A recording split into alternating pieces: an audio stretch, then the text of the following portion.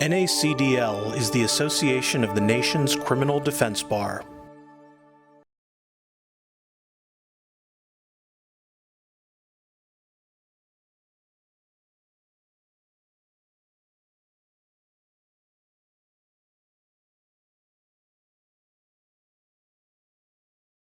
So we're going to be talking about the nice little social workers who come in and interview the children in your cases, and what can you do with them on cross to start to show where things went wrong and how they went wrong.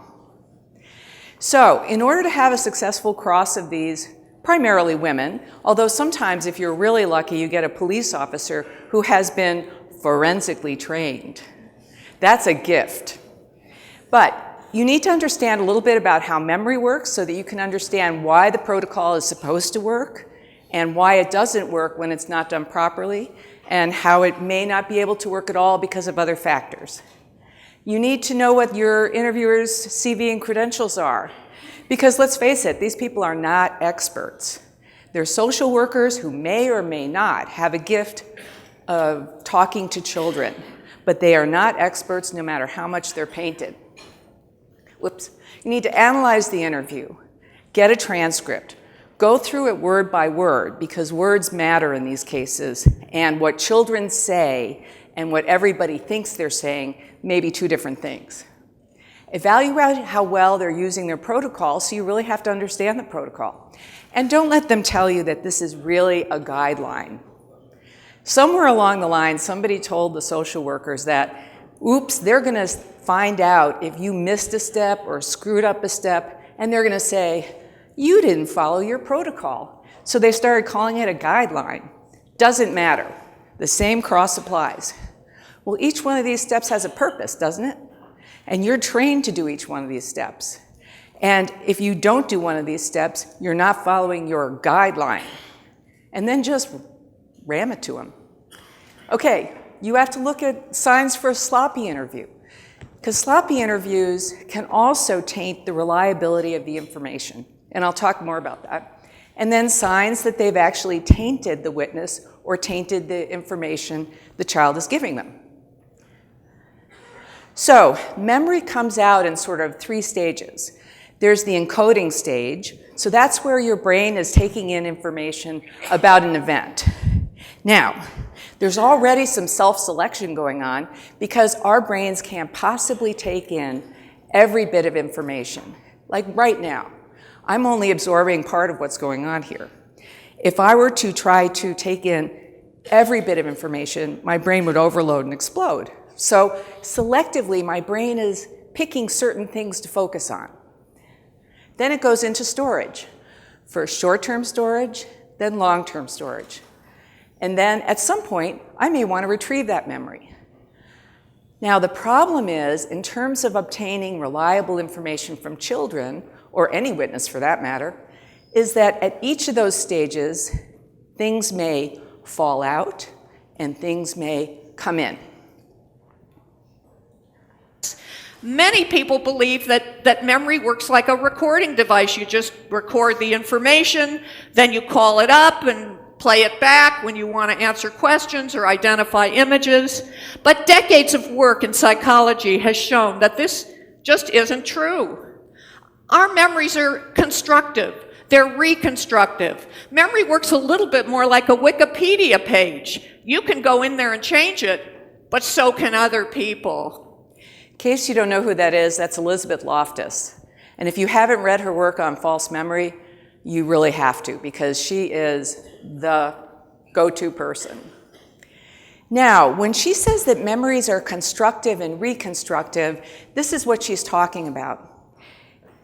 Our memories are not monolithic. They don't just like go in a clump and come back out. What happens is we take the memory and we sort little bits of digital information in our brains in different folders. So for example, I got bit by a dog when I was 7 years old. I went across the street to play with my friend Johnny Morris, and his mom opened the door too wide, and the dog bit me. Well, in my brain, I put those bits in different places. So one part went into a file maybe called dogs. Another one went into a file about pain. Another went into a file of dangerous things or things to be afraid of. And so when I pull that memory back together, I'm not just taking out one clump, I'm bringing all these different pieces of information together. And the problem is, between the time I experience it and the time I tell it, or the time I retrieve it, I may have post-event information that I start to incorporate into it. Maybe now when I tell the story, I'm incorporating a bit of when I got bit by a dog in my 20s. So there are these ways that your memories can be influenced, and this isn't just kids, this is adults. So the design of these general protocols is to not add extraneous material, in other words, not put in post-event information, not to introduce interviewer bias, well, we all know how that works, and not to corrupt the memory. So here's a standard protocol that's used in a number of places, including Wisconsin. It was the protocol they used all the time. Now they've changed the name slightly, but it's basically the same thing. So this would include an introduction, building rapport with the child, going through the rules, narrative event practice, introducing the topic of concern, getting the free narrative, getting to the disclosure, because we all know that's what the kid's there for, and then concluding the interview. So they're supposed to introduce themselves, and a good interviewer will add a little bit of, maybe some special material to start establishing that rapport, but typically you'll notice the same interviewers use the same drill. Hi, my name is Paula, and I'm a social worker. Do you know what social workers do? No. Well, I'm a social worker who likes to talk to kids. I talk to kids all day long. I have an interviewer who starts every single interview exactly that way. Then you want to talk about the procedure with the child. You want to tell them, here's what we're doing today, because kids like to know what's coming up. They're learners. Just like Larry was talking about yesterday, the jurors are learners. These children are actively looking for clues about what they are supposed to do. Answer any questions. They almost never have any. Now, then you get to the rapport building. Tell me about yourself. And during that time, hopefully, if you're any good, you get the child to relax. You learn something about their developmental stages, their communication style, their use of language. You get an idea about how you're going to be communicating throughout the rest of the interview. Now, for example, look at these two kids. Not having a lot of friends. Never mind. Do you get invited to parties? Yeah. Not usually. Do you ever get bullied? No. Sometimes. Do you think you are smart? Yeah. I don't know. Do you think you are handsome? Yeah. Do you think you are pretty? Sometimes. What do you like about yourself? How smart I am and how good I draw. I like myself because I like Jesus and God, and they're really important. Okay, so in 30 seconds apiece, we learned something about both of these kids. All right, look at the little girl. She's gripping the seat as if she'll fall out if she doesn't hang on. She's like me in a dentist chair.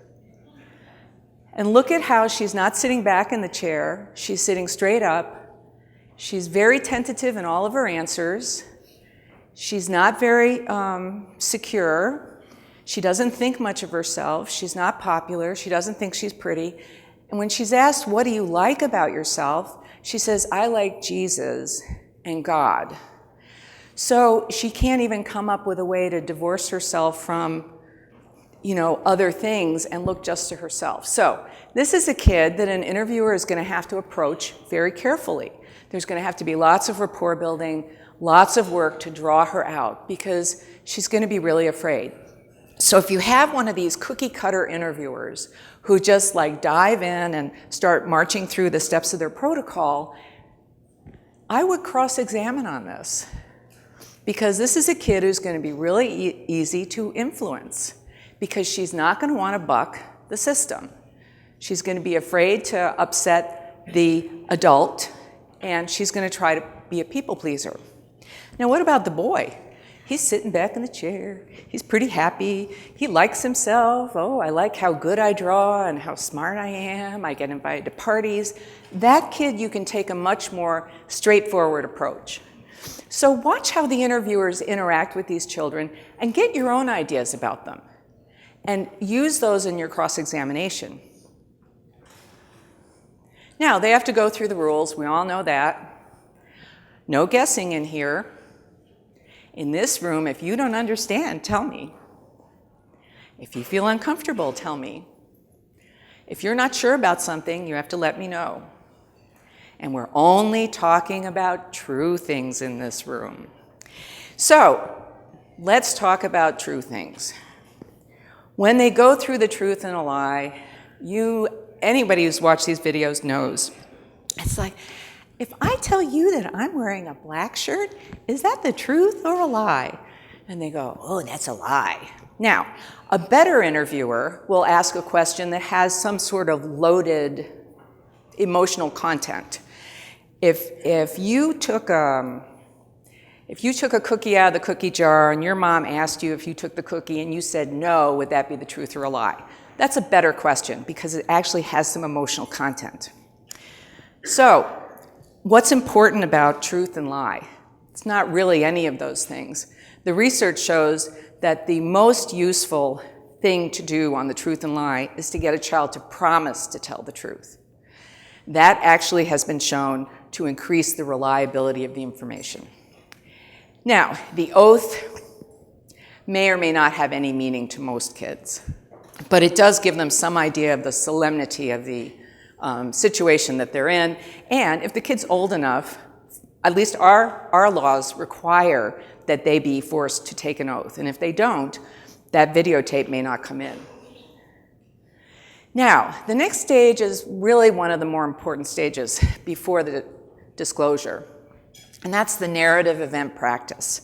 So what this tells the child is what they're doing today. These are how we want you to talk about whatever we're going to talk about later. So it's kind of like the kid goes to school and he's taught how to do, 2 + 2 = 4, 4 + 4 = 8. He's given rules about what he's supposed to do. You walk into school, you put your stuff in a cubby, you go, you take out your pen and your pencil, and you take out your book. I mean, it's kind of like kids feel very comfortable with routine. So if you tell them what they're going to do and you help them practice it, the research shows that the actual free narrative that comes later will be much more reliable and much better. And the child will give more information and more detail. So it also tells you is how good this kid is at reciting a historical event. It tells you a little bit about what concepts they understand. And you want to talk to them about how, I wasn't there, help me understand this event. So typically they'll pick something, and I'm sure you've seen this, like tell me everything you did before you came here today, from the beginning to the middle to the end, and don't leave anything out. And then maybe they'll pick one event, like, oh, you told me you had breakfast. Tell me all about breakfast, from the beginning to the middle to the end.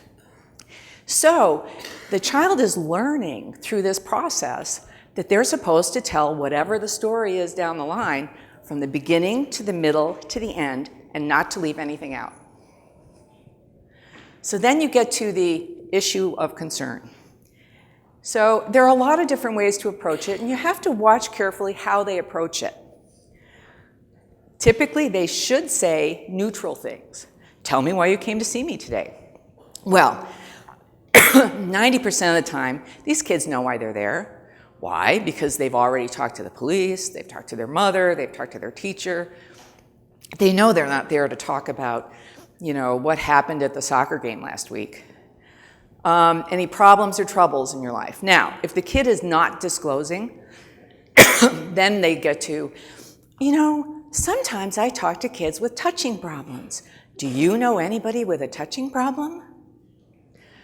Do you have a touching problem? So we know they will start to funnel down, and if they're not getting what they look for, these social workers don't pack up their toys and go home. They keep going until they get what the cops told them to get. Now, in a free narrative, which you're supposed to get from the child at that point, you're supposed to let them go.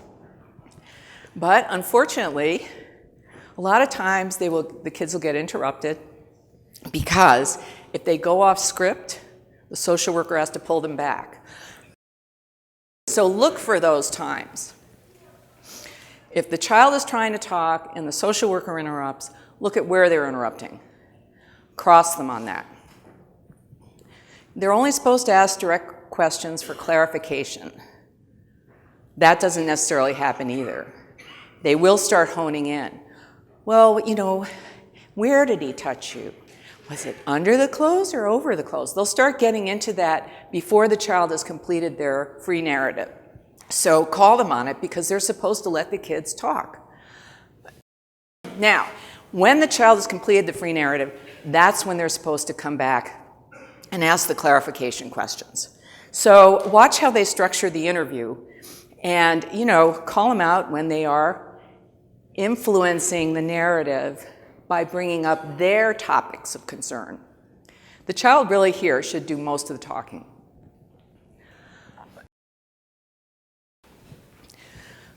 They're not supposed to ask specifics until they've gotten a better free narrative on the actual event. After that, they might be able to go into clothes, under the clothes, in the bedroom, outside on the swing.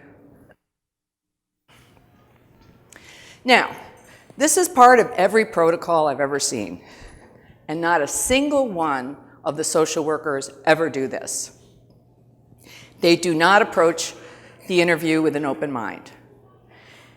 They approach the interview with what the cops told them happened and their mission, which is to get the disclosure.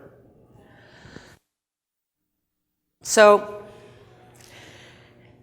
this is sometimes a little tricky to work with, but occasionally you will see an alternative hypothesis kick the interviewer in the teeth, and they still don't go there. So this is part of a transcript of a case I had where the child was a little bit equivocal about whether Uncle John touched her or her stepdad. So the social worker's asking her about it, and this is what she says, and she says, well, they're lying when they said that my stepdad touched me. Who says they're lying? Nobody. I mean, my mom. She told me they're lying. Now, one would think that this would be an obvious time for the social worker to start asking questions about, what did mom tell you? When did she tell you this?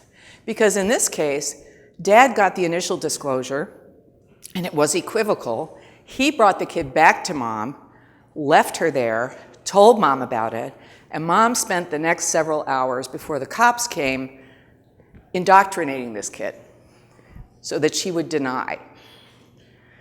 The social worker never asked another question. She got distracted. She went back to Uncle John. She never got back to the alternative hypothesis, which is that there was another perpetrator, not Uncle John. And what happened in this case is stepdad took the mom and the kid, left the state, and went underground before the trial, after I subpoenaed him. Now, use of aids, these should never be used until after a disclosure, and sparingly at that. Dolls are really out beyond the pale these days. If they're using dolls, there is so much literature you can use. Sorry, it's the allergy season. There's so much literature you can use. The biggest thing here is no rewards. I have seen kids get stuffed animals, books, candy, cookies, And that's absolutely forbidden. Okay, the kid doesn't disclose, direct questions, last resort, and sometimes a second interview. Now, if you've done these cases, you know that they also have these social workers talk as quasi-experts. So they're fact experts to authenticate the video, to talk about maybe what the child said or the circumstances, and then they'll start talking about other stuff. Oh, they're there as a witness on child development, recantations, delayed disclosure, progressive disclosure, disclosure to a trusted person, that these are common behaviors in sexual assault cases.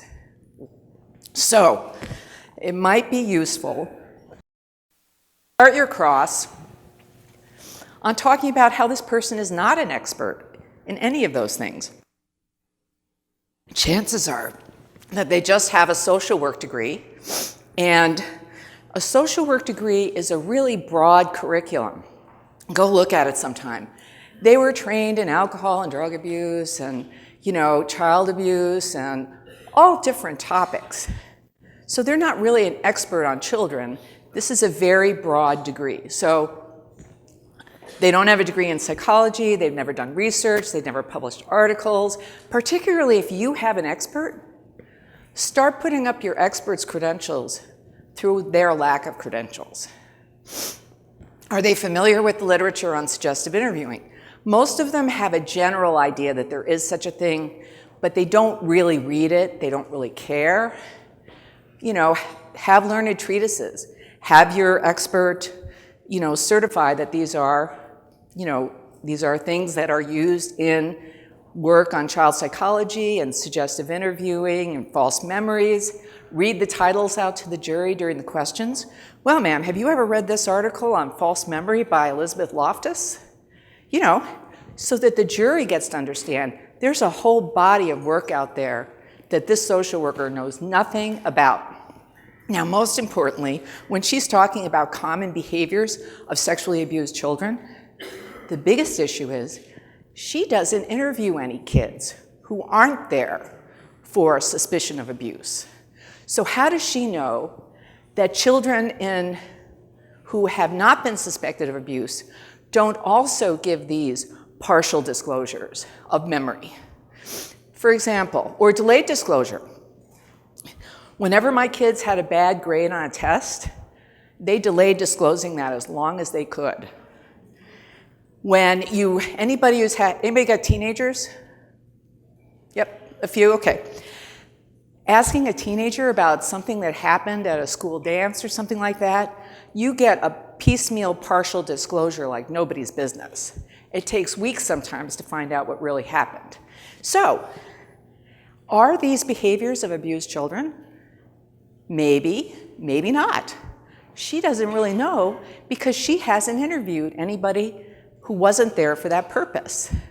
That's a legitimate line of cross-examination. Now, sloppy interviewing can be just as bad as interviewing that is suggestive, because it can affect reliability. So, bad questions. Remember how Larry was talking about how we're the teachers for the juries, and they're educated by us? And if they don't understand our question, they're not going to learn. Now, this child this is a 3-year-old kid, was asked by a social worker, when we're talking here today, if I ask you something you don't know, what do you think you can tell me if you don't know something today? 3-year-old's response, okay. Do you know? I don't know.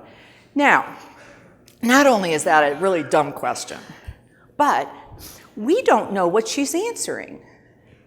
Is she saying, I don't know what you just said? Or I'm supposed to say I don't know if I don't understand you? We have no idea. So the reliability of that answer is suspect.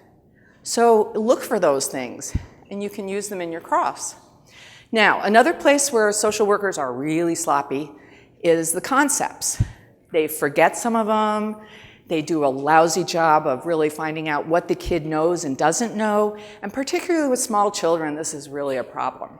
Because if they're talking about Papa touching a pink button As adults, we think, oh my God, a pink button, that's terrible. That means he was in her vagina or something.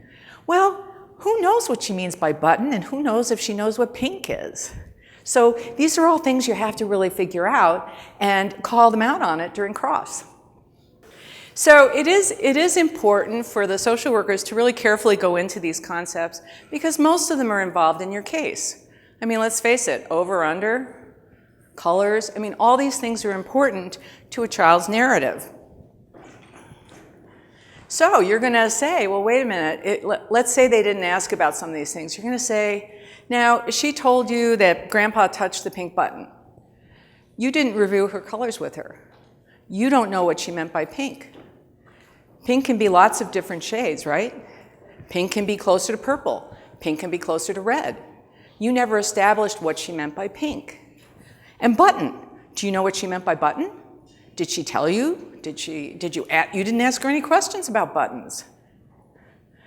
And that's important because she said he touched the pink button. But we have no idea what that means. So, social workers will fail to define important terms and they will make assumptions about them. And that's fodder for cross-examination. I have a case right now where a 14-year-old girl said, my dad had sex with me when I was 10. And the social worker did ask, well, what does sex mean to you? And she said, I don't want to say. And so the social worker went, oh, okay, I guess we just won't go there. So then they charged him with penetration, sexual intercourse. And he's looking at a 25-year mandatory minimum. And they never figured out what she meant by sex. So words matter.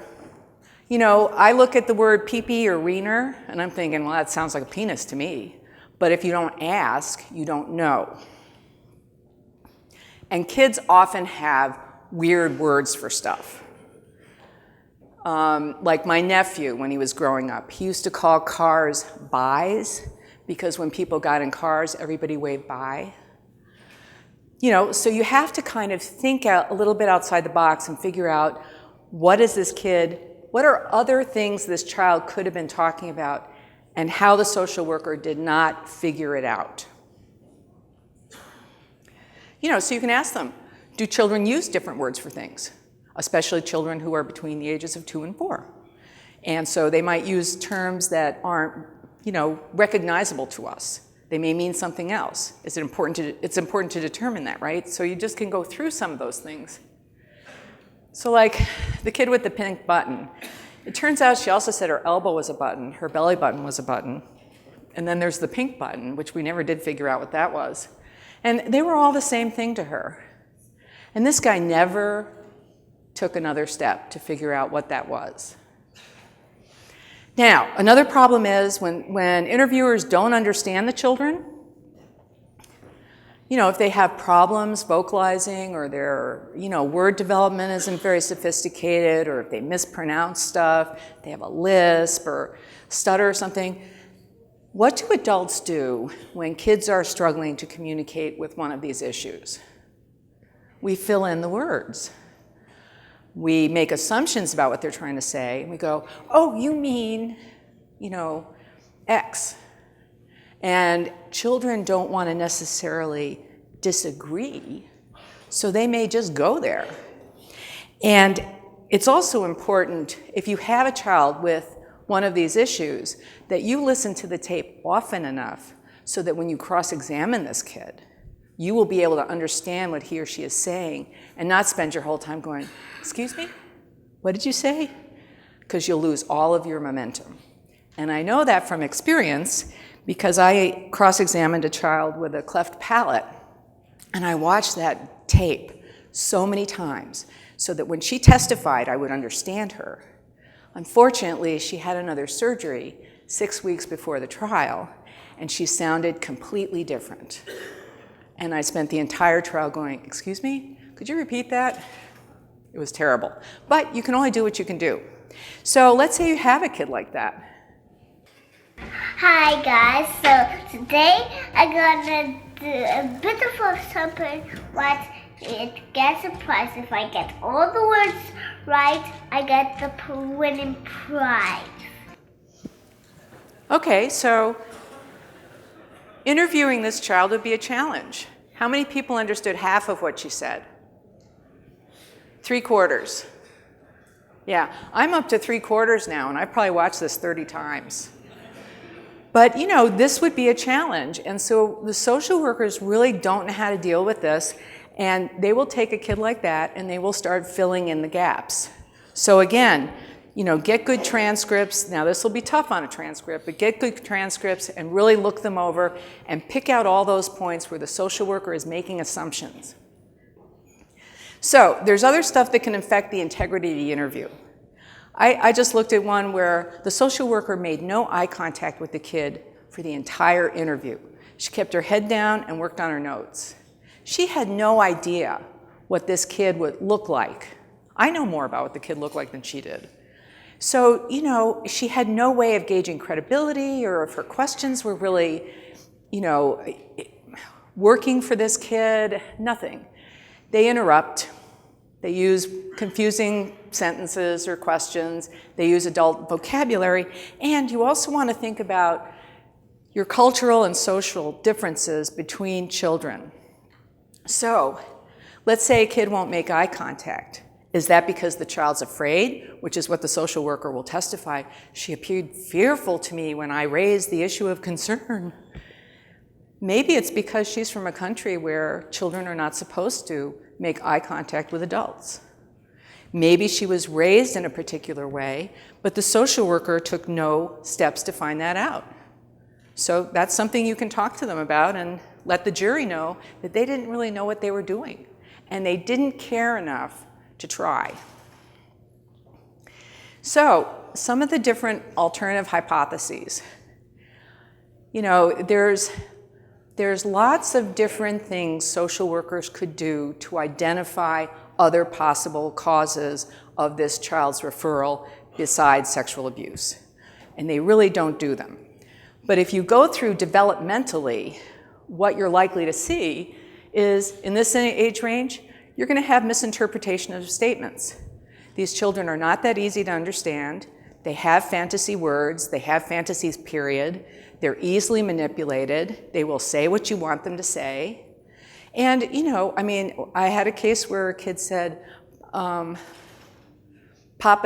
hurt me down there. And they asked, well, did Papa say anything when he was touching you on your private parts? And he said, yucky. Now, from my perspective, it sounds like this 3-year-old was having like a diaper change or something. Or maybe she pooped herself. And Grandpa thought it was yucky. Well, nobody ever asked about that. They just let it drop. Once you get into elementary school, you still are manipulated, but kids that age are starting to develop their own reasons for doing things. Like that little girl who accused her uncle when her stepfather was another potential suspect. She was trying to protect her stepfather because her mother wanted her to. At least that was my theory. You know, maybe you have a step-parent. Kids are starting to develop their own motives. They're not so parent-centric anymore. Middle school, now you get your crushes. Peers become very important. And I've had cases where literally peers have driven the entire accusation. They want to assert their independence, and it all just gets worse when they reach their teenage years. I mean, what is a worse combination than being highly emotional, highly impulsive, but have magnificent brains? I mean, it's really a scary combination. And you also put that together with peer approval and neuroses, and the list of possible alternative hypotheses are almost limitless. Is it just me, or do the second you go in your room to do your homework, turn on the music, and it turns into a crazy dance party for one? Is it just me, or do you sometimes get paranoid that there's cameras in your house? Is it just me, or do you pick out specific love songs that apply to your life and sing them to the crowd in your room? Is it just me, or do you sometimes stop thinking what you're thinking in your head because you're paranoid? that somebody else could be reading your mind? It's just you. I mean, think about it. What couldn't this kid come up with and make believable, right? So, you know, the social workers are one piece in this very complicated, messy puzzle, but they can help you. Now, family dynamics. You know, you might be asking the social worker, well, now, you know that these parents were in the middle of a divorce and that, that the mother had custody of the little girl and the two were fighting about it. And the parents would argue in front of the child.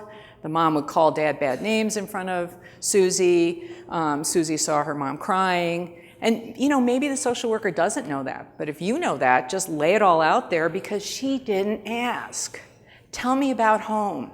Who lives at home? You know, I mean, there are ways she could have found out some of these things, but they're really not that interested. Now, suggestibility. So as you can see, there's a whole range of other topics you can get into before you even get into how they screwed up the interview this way. Now, these are all really good people, and you know, they've written terrific articles. Read them, use them as learned treatises. You know, I mean, there's just a wealth of information, and it's growing daily. It is accepted now that children can be manipulated and that the reliability of their information can be negatively affected by interviewer bias and questions. So, using suggestive questions, telling the witness what other people said, expressing doubt in the child's answer if it's not the one they're looking for. Now, this is really hard to hear, but watch the body language. And your mom, you know what your mom told me? You don't know? Well, your mom said she was pretty upset with Hannah because you guys weren't cleaning your room or something like that, or you guys were messing around. Is that true? No? He was. Well, was she mad at you though? No? Yes. She was mad? Because that's what she said. She said she was upset with you guys. Okay, so this cop is trying to find out if this girl's mom was mad at her and her sister for not cleaning the room, and I think it involves abuse against the other child. So what he does is he says, your mom told me that she was mad at you and Hannah because you weren't cleaning your room. Is that true? No. And did you see him? He went, no? And he like picks himself up and he gets all sort of imposing. And then she says, no, we were. Well, was your mom mad at you? No. No? Yes? I mean, he has no interest in what really happened here. And police officers really do use the read technique with children, whether or not they've been forensically trained. So, like I said, they're a gift. When you have a cop, you're going to want to go through with the police officer all the different ways in which his authority was displayed to the child so that he or she knew that they better, cough up or they'd be in trouble. Now, they should not be introducing new information. So go through the transcripts and even look for subtle word changes. He touched my vagina versus rubbed. Telling what other people said. Repeating back to her what someone else said she said. So, look for all those places where a topic or a reference or a term was not used by the child and go through it. Well, now the child said you touched her, right? Right. And then you immediately asked, did he say anything when you rubbed her? Right? Right. Well, she never said rubbed. Well, I don't know. Well, here's the transcript. Can you find any place where she used the term rubbed? And, it's not there. You know it. So, Hold them to changes they make in the statement. Now, maybe it'll be minor and you don't care. Or maybe there's enough of them where it doesn't matter if they're minor. It just looks like there's an agenda and she's following the real protocol. Okay, we all know what leading questions are. I don't have to tell you that. Did you hear the beginning of that? So she was asked, do you like Donald Trump? And she says, yeah, he's a good guy. But then at the end, do you want him as your babysitter? No. And then when he says to her, you don't trust him? No. I mean, she immediately, even though she just said she liked him, she just said he was a good guy, she said she didn't trust him because the adult suggested the answer to her, and she was struggling to figure out why she didn't want Donald Trump as her babysitter. We could all think of many reasons why she wouldn't want that, but she's little and she was having a little trouble with it. So if the child doesn't disclose on cue, and honestly, 30 years ago, if a kid didn't disclose with a rational interview, there were some times when they just didn't do anything. But I have not seen that in a long, long time. Now, the mission becomes to get the disclosure. And so they will get more and more targeted. They will do repeat interviews, even though they know that's a bad idea. And they will get that disclosure, like if it kills them. So, repeated questions. If a kid is asked the same question over and over again, they will eventually answer it. They will figure out what it is the adult in authority wants from them. Think about it. How many people have had a witness who fought back on cross-examination? Like they won't answer the question. Like, a snitch. Did you get you got a plea deal from the prosecutor, right? I don't really think so. Or, I don't know, I don't remember. You got a plea deal from the prosecutor. By the third time, they answer the question. They may go around it a couple of times, but eventually they will answer if your judge lets you. Well, the same thing happens with kids, just quicker. Did anybody see Making a Murder? Okay. Remember Brendan Dassey? How hard did that kid look for the right answer? Did he do something to her head? Let's see, they want me to say he did something to her head. Punched her. What else did he do to her head? Let's see, pulled her hair.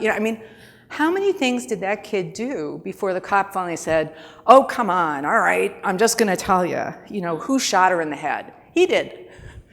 But that boy could not figure out what that cop wanted, but he tried so hard. Well, this is what children do. They're trying to understand what this adult wants from them because children are used to answering questions and giving the right answer. Every time a kid walks into school, that's the job. What's the right answer, and how do I give it? And that's exactly what they do when they realize they're not giving the right answer. Now, any social worker will tell you that the goal is to get one interview and not to do multiples. It's not best practice. It can affect the integrity of the information. They don't do multiple interviews unless there's a team staffing and they agree, So you can ask all these questions if they've done multiple interviews. But the problem is that they aren't the only person interviewing. This child has not arrived pristine into the soft room and asked about this for the first time. Who else has been talking to this kid? And you can talk to the interviewer about that. You can cross-examine them. Well, you read the police reports, right? Right. And you're aware that this little girl talked to her teacher about this, right? Right. And you don't know what the teacher asked her, right? Right. You don't know if that the teacher had any special training in interviewing children. No, yes, whatever. You don't know what happened there. And then mom came and picked the child up and brought her over here. And when mom arrived, her eyes were red. It looked like she'd been crying, right? And she was holding little Susie's hand very tightly, right? And little Susie was looking a little worried. Maybe she'll give you that, maybe she won't. And so it's pretty obvious that Mom had heard about what had happened, right? Because she looked upset, right? You have to show that repeated interviews are not just about forensic interviews. Every single time somebody has contact with that child, before they hit the interviewer's room, there has been an interview with a peer, with a family member, with a police officer, with a teacher, with a school psychologist, school resource officer. Those are interviews. And almost all these children have had multiple interviews before they even get in there. Now, this was a really weird interview. This was an interview of this kid by a lawyer who represents children in civil suits against people. And he put this up on YouTube as an example of how you should interview children. And at the end of this, he refers to this as a good forensic interview. And it's like really kind of laughable. Same child in a deposition going through her disclosure. I understand that something might have happened to you. Could you talk to me about that? About a year ago. Not a year ago, but a long time ago. What happened? There was a boy. Okay, what's the first problem? She's eating a cookie. You know, you don't give kids cookies in forensic interviews. Named Renee, right? He was named Renee. I know, you have to tell me what happened. Okay, you need to tell me what happened. Now, does that mean you need to tell me what happened, or you need to tell me what happened? So his questions are like horrible. I don't remember his name. Okay, you think his name was Ronell? I don't really know. Okay, what do you remember? I went to school, and then every day when he came, he was in charge when the teacher wasn't in the class.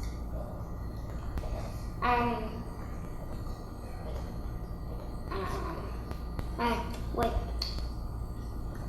Okay, I want you to remember real hard. So you were in school a long time ago, and you think the boy's name was Ronell, and you said he was in charge when the teacher was not in the class? Yes. Yes? Okay, and what happened with Ronell? And then it was sleep. Okay, so she says, I think his name is Ronell. Oh, you think his name is Ronell? What happened with Ronell? So within 2 minutes or a minute and a half, she'd gone from saying, I think his name is Ronell, to the guy telling her his name is Ronell. So when she remembers this in the future, it's now Ronell. Time when he was in charge. Okay. And And did something happen? yes. What happened? And he took out his private part. He took out his private part? Mm-hmm. And then what happened?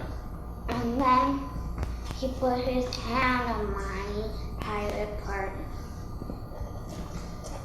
He put his hand on your private part? Mm-hmm. Yes. Okay. Did anything else happen? Yes. What? He put his private part on my mouth.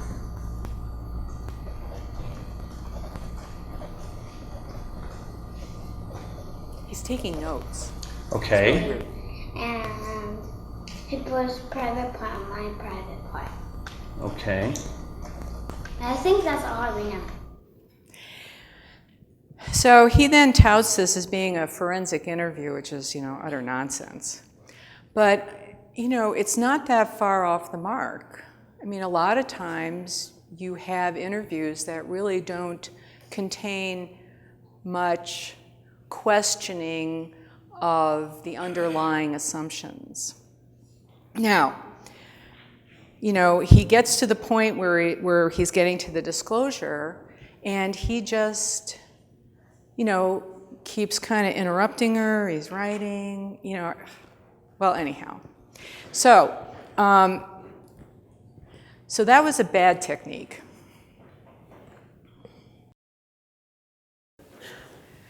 Now, the other thing that you have to kind of consider when you're looking at these interviews is this a real memory or is it a confabulated memory? Is it something you've overheard? Because children really absorb, they're built to absorb information and incorporate it into the way they think and their ideas about the world. And so you really have to look at all these other influences in the kid's life. People talk in front of children as if they're not there, as if they don't understand. And they may not understand, but they're taking something in potentially in a distorted way. So then you also have to look at issues where there might be negative stereotype induction, which is a fancy word or phrase for a child hearing bad things about someone, then beginning to believe they're kind of a bad person, so they are then more willing to believe that they did a bad thing, even to them, that they may not completely remember. So, if mom's going around saying, your dad doesn't love you anymore, he won't pay child support, you can't take ballet lessons anymore, la la la la, or grandma or whoever, eventually the kid starts thinking dad doesn't really love me and dad's kind of a bad guy. And so if mom starts trying to introduce these ideas, it's a process. And juries may find it hard to believe a kid could be manipulated like that. So you're going to have to talk to them about how this is not an instantaneous thing. It's a process. And the child is learning it the way they learn things at school every day. Now, the other thing you can cross-examine them about is that they're not really neutral. They're not really there just to get the facts. They're prepped by the police. They go through their reports. They're told what to look for. They're told what the child has said to other people. They're given all this extraneous information. This is not like double-blind testing. They know exactly who they want to put in the room and put in that kid's private parts. And then there's always the break, right? There's the break where they go, honey, I'm just going to step out for a couple of minutes and talk to the people in the other room. And then they go out there and they say, okay, what am I missing? What do you need me to get now? And then they come back in and it's like, now did this happen once or more than once or something else? So you know that they went out, they got instructions, and now they're coming back to sew it all up. Tell the jury that through your cross-examination. So the other thing you have to worry about are all these sort of expert-y kind of things, and they will try and wiggle around the edges. It won't just be about kids and common behaviors. They didn't see any sign of manipulation. They want to make sure it's something the child really experienced. These are all ways that they're trying to get around all the rules about not vouching for the truthfulness. This is legal stuff you're going to have to fight in your jurisdiction depending on what your cases say, but it's very important to keep out as much of it as you can. Now, even when an interviewer thinks they've got it all sewn up, things still happen. Okay, so you're having this party at school. Were there any children there at the party? Yes. So, children at the party? Yeah, all the children do sex to me. All the children? Yeah. And do you know how much children there is in my school? 200. 200 children. And all 200 children do sex to you? Yes. And also other schools are involved. And that poor guy had no idea what to say. And this is before the kid got into the satanic rituals and the baby killings and the dancing around with skulls. And it just went on and on. Fortunately, this dad was not prosecuted for sexual assault, which is how this whole investigation began. So There's lots of places where you can have an impact in your trial by a good cross-examination of the forensic interviewer. You just have to pick what chapters are going to work for your case and your situation, and then just ram them down their throat. Anyhow, thank you, everybody.